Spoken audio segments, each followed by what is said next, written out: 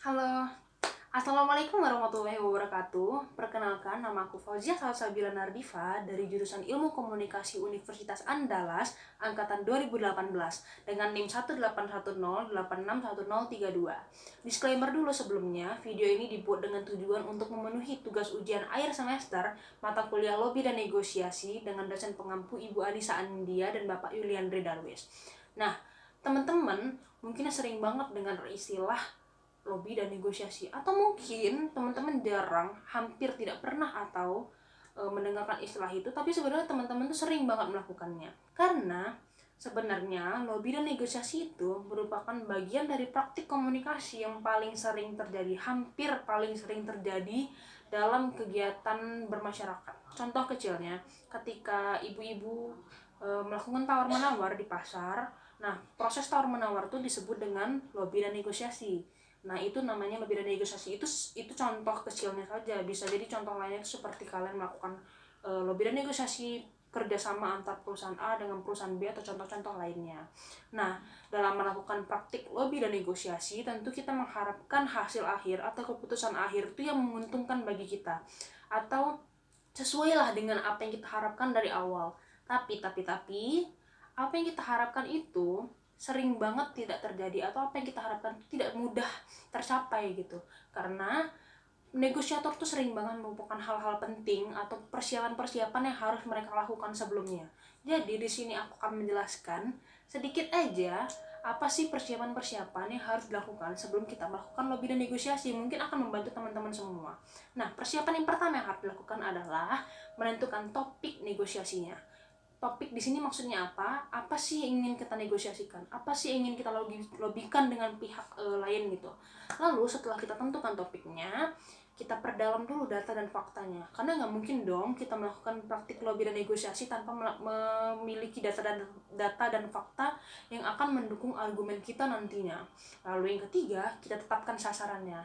Nah, tetapkan sasarannya ini akan nyambung ke yang keempat. Setelah kita tetapkan sasarannya yang akan sesuai dengan tema kita, topik kita, kita telusuri sasaran ini. Telusuri ini bagaimana sih maksudnya? Siapa pihak itu, lalu berapa umurnya, jenis kelaminnya, gendernya, bagaimana sifatnya, reputasinya, segala sesuatu yang mungkin akan menolong kalian, atau setidaknya itu kalian tuh bakal dipandang atau memiliki kita kayak, oh dia tuh tahu kita. Jadi kayak pihak lain itu kayak merasa dihargai karena mereka kayak merasa dikenal nih dengan kita. Jadi itu akan menguntungkan kita tentunya. Nah, setelah kita tentukan topiknya, kita perdalam data dan fakta, kita tentukan sasarannya, kita telusuri si target sasaran itu. Lalu kemudian yang perlu dipersiapkan adalah kita tentukan dulu strateginya. Strategi ini bagaimana sih metode persuasi kita, lalu persiapkan tim negosiasi kita. Persiapkan tim negosiasi ini akan nyambung ke Batna. Batna nanti akan aku jelaskan sedikit saja. Lalu di mana kita akan melakukan negosiasi dan kapan negosiasi tersebut dilakukan. Nah, mengenai Batna, Batna itu kepanjangannya adalah Best Alternative to a Negotiation Agreement. Maksudnya itu dalam bahasa Indonesia itu alternatif yang terbaik yang bisa kita lakukan untuk mendapatkan hasil atau kesepakatan dalam bernegosiasi. Batna ini bukan merupakan strategi utama, tapi strategi alternatif. Maksudnya itu ketika negosiasi yang dilakukan itu berjalan tidak sesuai dengan rencana, atau mungkin kelihatannya, rasa-rasanya ini keputusan akhirnya itu tidak menguntungkan bagi kita, tidak sesuai dengan apa yang kita harapkan. Nah, kita bisa melakukan Batna ini.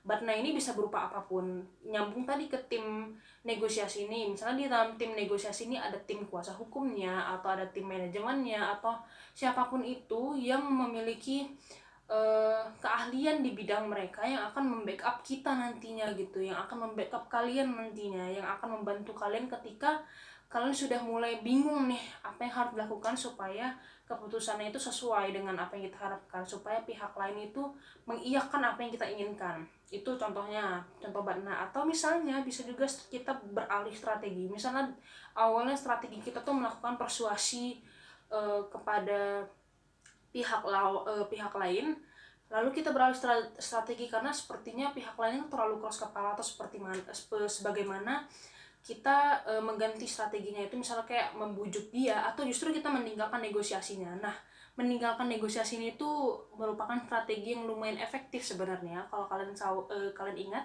ketika ibu-ibu nawar di pasar, terus penjualnya itu nggak mau nih memberikan harga yang ditawar sama ibu itu, terus ibu-ibu tuh pergi dong meninggalkan negosiasinya. Terus ujung-ujungnya apa yang terjadi?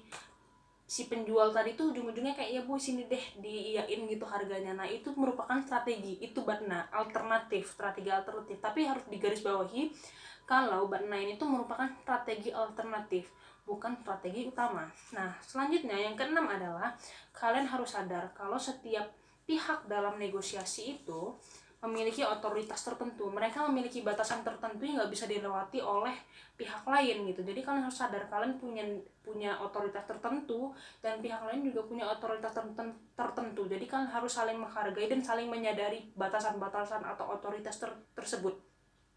Dan yang terakhir, yang mungkin sering disepelekan atau dilupakan atau dianggap angin lalu saja sama negosiator adalah konsekuensi kegagalan. Maksudnya konsekuensi kegagalan ini bahwa setiap proses negosiasi, setiap praktik lobby dan negosiasi itu pasti ada peluang kegagalannya.